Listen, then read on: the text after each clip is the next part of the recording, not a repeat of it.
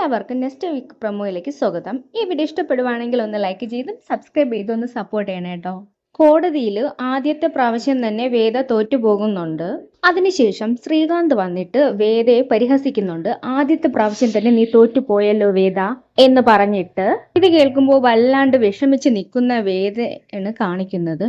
പിന്നെ കാണിക്കുന്നത് വിശ്വത്തെ വീണ്ടും ജയിലിലേക്ക് തന്നെ കൊണ്ടുപോകുന്നുണ്ട്. അത് ശ്രീജയ്ക്ക് ഒട്ടും കണ്ടു നിൽക്കാൻ കഴിയുന്നില്ല. അത്രയ്ക്ക് വിഷമമാണ്. വീട്ടിൽ വന്നിട്ട് രാത്രി വേദ ഇരുന്ന് കരയുമ്പോൾ വിക്രം അത് കാണുന്നുണ്ട്. ഇത് കാണുന്ന വിക്രത്തിന് വല്ലാണ്ട് വിഷമാകുന്നുണ്ട്. ആ സമയത്ത് വിക്രം ആശ്വാസ വാക്കുകൾ നൽകുന്നുണ്ട് വേദയ്ക്ക്.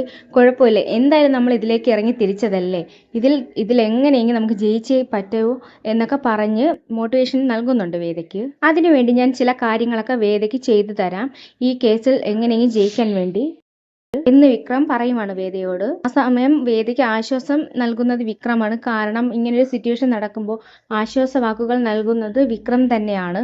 അപ്പോൾ കൂടുതലായിട്ട് അവരടുത്ത് തുടങ്ങി എന്ന് തന്നെ പറയാം. അതിനുശേഷം കാണിക്കുന്നതെന്ന് വെച്ചാൽ ശ്രീകാന്തിന്റെ വീട്ടിലേക്ക് വിക്രം പോകുന്നുണ്ട്. അതിനുശേഷം കാണിക്കുന്നതെന്ന് വെച്ചാൽ ഒരു രാത്രി സമയത്ത് വേദയും വിക്രം കൂടെ എന്തൊക്കെ സത്യം തെളിയിക്കാനാണെന്ന് തോന്നുന്നു പോകുന്നുണ്ട്. പോയിട്ട് ചില സ്ഥലത്ത് പിന്നെ കാണിക്കുന്നത് എവിടേക്കോ കല്ലെറിയുന്നതാണ് കാണിക്കുന്നത്. എന്തായിരുന്നാലും വേദയ്ക്കൊരു കൂട്ടായിട്ട് വിക്രമുണ്ട്. അവർ രണ്ടുപേരും ചേർന്നാണ് ഈ സത്യങ്ങളെല്ലാം കണ്ടുപിടിക്കാൻ വേണ്ടി ഇറങ്ങുന്നത്. അതിനുശേഷം കാണിക്കുന്നതെന്ന് വെച്ചാൽ വിക്രം പറയുവാണ് വേദയോട്, നീ എൻ്റെ കൂടെ വരണ്ട, നീ എൻ്റെ കൂടെ വന്നാൽ പെട്ടുപോകും എരുമയെന്ന് പറയുന്നുണ്ട്. ആ സമയത്ത് വേദ പറയുവാണ്, എന്തായാലും ഈ പോത്തിന്റെ കൂടെ അല്ലേ, പിന്നെ ഈ പോത്തിന്റെ കൂടെ ഒരു എരുമ കൂടെ ഇരുന്നോട്ടെ എന്നൊക്കെ വേദ പറയുവാണ് വിക്രത്തിനോട്. പിന്നെ കാണിക്കുന്നതെന്ന് വെച്ചാൽ വിക്രമും വേദയും ചില സ്ഥലങ്ങളൊക്കെ പോകുന്നുണ്ട്. പോയിട്ട് ചില സ്ഥലത്തൊക്കെ കള്ളത്തരമൊക്കെ കാണിക്കുന്നുണ്ട്. എന്തായിരുന്നാലും സത്യം തെളിയിക്കാൻ വേണ്ടിയിട്ടാണ് ഇവർ ഈ പെടാപ്പാടെല്ലാം പെടുന്നത്. പിന്നെ വേറൊന്നുമല്ല, ഇതിലൂടെ തന്നെ വേദയും വിക്രമും കൂടുതലായി അടുക്കാനും തുടങ്ങുന്നുണ്ട്. ഒരു തെറ്റും ചെയ്യാതെ വിശ്വം ജയിലിലായിരിക്കുവാണ്. അപ്പോൾ ജയിലിൽ നിന്നും എങ്ങനെയെങ്കിലും വിശ്വത്തെ ഇറക്കാൻ വേണ്ടിയിട്ടാണ് ഈ കള്ളത്തരങ്ങളെല്ലാം അവർ ചെയ്യുന്നത്. അതിനുശേഷം കാണിക്കുന്നതെന്ന് വെച്ചാൽ കുറേ കാര്യങ്ങൾ അവർ തെളിയിച്ചിട്ട് പിന്നെ ജയിലിലാകുന്ന വിശ്വത്തിനെ രക്ഷിക്കുന്നുണ്ട്.